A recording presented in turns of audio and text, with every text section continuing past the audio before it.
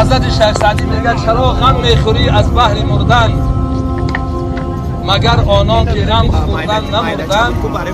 برو بر کوچ قبرستان نظر کن، ببین که مردگان با خود چی بردن. انسان‌های پیش از ما بودن، اونها هم دنیا را دوست می داشتن، حیاتی بسیار آسوده داشتن، زن و فرزند داشتن، مال و اموال زیاد داشتن، خیلی دوادو برای جوناشو کردن. آیا نمردن؟ مردن اونها. وقتی که اونها مردن پس تو چی غم میخوری؟ این مرگ بالای هر یک انسان عرض ای جانب الله. این مردن خودش یک علم غیبی هست که هیچ کس نمیدونه که کدام لحظه ملک الموت به سراغ اون شخص می آید.